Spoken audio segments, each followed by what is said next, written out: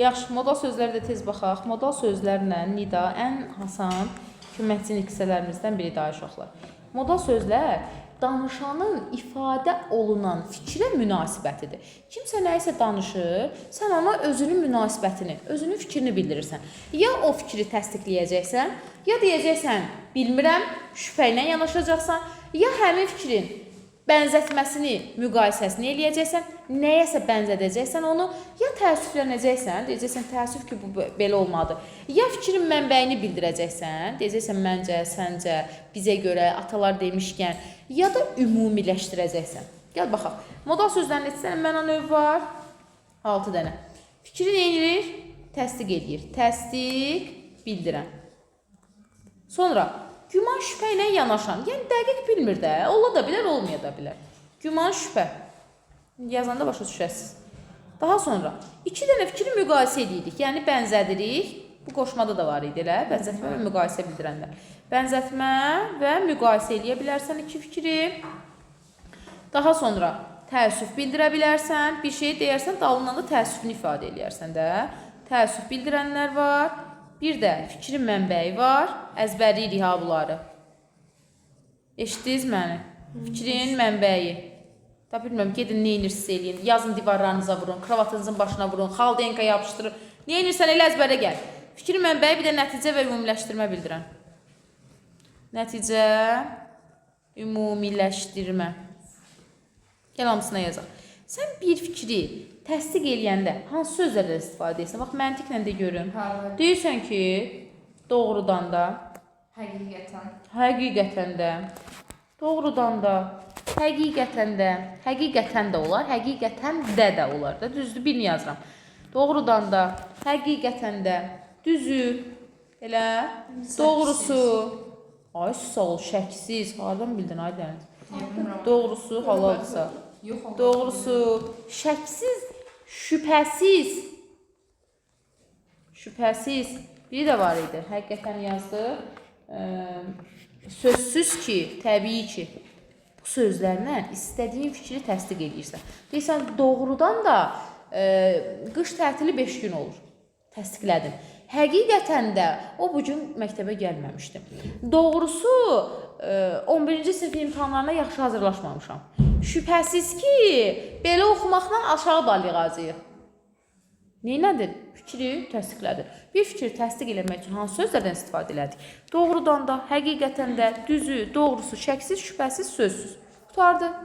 Sonra, güman şübhə bildirənlər.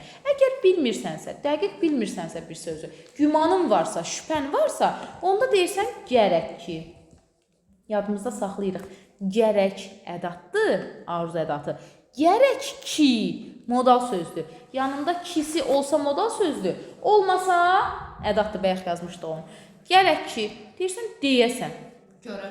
Deyirsən, BSG, deyəsən, yanvarın 25-i olacaq. Dəqiq bilmirsən. Nə deyirsən? Deyəsən. Sonra deyirsən, ehtimal ki. Dəqiq bilmədiyin şeydən danışanda deyirsən, nə? Ehtimal ki, ehtimal ki. Görünür ki. Görəsən olanda. Ay, sağ ol. Görünür. Görəsən. Əla dəniz. Qısaca bilmirəm, deyəsən. Görəsən. Deyəsən. Deyəsən, bugün dərs olmayacaq. O deməkdir ki, sən dəqiq bilmirsən. Deyəsən. Demə. Olsun ki, bəlkə əla. Olsun ki, bəlkə. Bunlar nədir? Fikri dəqiq bilməyəndə bizim istifadə elədiyimiz güman bildirən, şübhə bildirən sözlərdir. Aydındır, çətinlik yox. Bənzətmə və müqayisə bildirənlər çox asanlaşılır. Sizdə nədir? Kim olabilir? Elə bil, sanki, güya, tutardı. Deyirəm, elə bil bu göydən düşüb. Sanki, məsəl üçün, sanki özün necə aparır? Sanki bu ən ağıllıdır. Güya hamıdan yaxşı oxuyur. 3 dənədir. Elə bil, sanki, güya nə bildirir? Bənzətmə bildirir. Sonra təəssüf bildirənlər. Sən bir şeyi necə təəssüflənirsən? Deyirsən, ay sağ ol. Təəssüf. Təəssüf ki. Heyif ki. Heyif də olar, heyif ki də olar da. Bunu nötərizə də yazaq. Heyif də olar, heyif ki də olar. Əfsus ki. Eşitibsiniz? Əfsus ki. Əfsuslar olsun ki. Eşitməyibsiniz? Əfsuslar olsun ki. Qoy bunu. Bunları silim. Əfsus, əfsus ki. Tutardı. Bu heyf, heyf ki. Əfsus, əfsus ki. Təəssüf, təəssüf ki. Sən bundan təəssüfünü bildirirsən. Bəs nəyinə fikrin mənbəyini bildirirsən? Bir dənə söz eşitmirsən, bir dənə fikir eşitmirsən də, sən o fikrin mənbəyini necə bildirirsən? Deyirsən, məncə imtahanlar aprel ayında olacaq. Fikri ifadə edən sən özünsən. Fikrimcə martın sonu olacaq. Səncə imtahanlar nə vaxt olacaq? Onun fikrini soruşuram. Deyirəm ki, bizcə, yəni biz elə düşünürük ki, bugün məktəbdə valideyn icrası olacaq. Zənnimcə də. Atalar demişkən, məsəl üçün 3-ə qədər, atalar 3-ə qədər deyib. Atalar demişkən, nə deyir? Fikrin ataların dediyinə işarədir. Deməli nə olacaq? Məncə, Səncə. səncə, bizcə, fikrimizcə, bizcə, fikrimizcə, Zənnimcə. boş durmaş biləməsin işte. Sarıdan. Fikrimizcə, bir də zənnimcə. Atalar demişkən də olar. Yox, atalar demişkən ara sözdür. Onu qatmayaq modala. Sonra bir də nəticə. Mətnin nəticə hissəsində hansı modal sözlərlə qabaqlaşırsan? Axırıncı abzasında ümumiyyətlə, beləliklə, qısası, düzdür? Deməli, demək ki, bəli, deməli mətnin nəticə hissəsində də nəticə bildirən modal sözlərdən istifadə olunur. Hansı sözlərdir o? Deməli, demək ki, demək ki, sonra xülasə, xülasə bir şeyin qısası deməkdir. Xülasə, qərəz, əl-qərəz. Bir söhbəti eləyib qutarırsan, axırda deyirsən əl-qərəz. Filan şey belə oldu. Danışır, danışır, danışır. Sonra deyir əşi əl-qərəz. Sabahlar məktəbə olmayacaq. Qərəz, əl-qərəz. Sonra ümumiyyətlə. Yazmışam ümumiyyətlə. Ümumiyyətlə, beləliklə yazmışam. Yox. Oy, bunu niyə buraxdım mən bunu? Ümumiyyətlə. Gəl. Ümumiyyətlə. Sonra beləliklə. Beləliklə. Asas mətn işte. Tez ox. Beləliklə. Qısası. Qısasını yazdım. Yox. Qısası.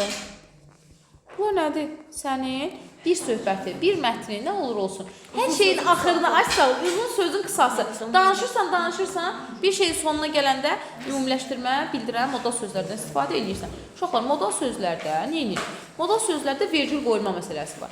Əgər modal söz cümlənin əvvəlində gəlirsə, məsəl üçün deyirəm ki, təəssüf 4 aldım. Cümlənin əvvəlində gəlir. Özündən sonra vergül qoyulur. Cümlənin ortasında gəlirsə, məsəl üçün, buraxılış imtahanında təəssüf ki, özündən qabaq da vergül qoyulacaq. Özündən sonra da. Təəssüf ki, 4 aldım. Fikir ver. Cümlənin birinci sözü olanda da cümlə bununla başlayıb da, bunun qabağına hara vergül qoyursan? Özündən sonra vergül qoyarsan. Əgər cümlənin ortasında gəlirsə hər iki tərəfindən, cümlənin son söz olanda özündən qabaqda, axı cümlə qutarır, özündən sonra qoyanmarsan.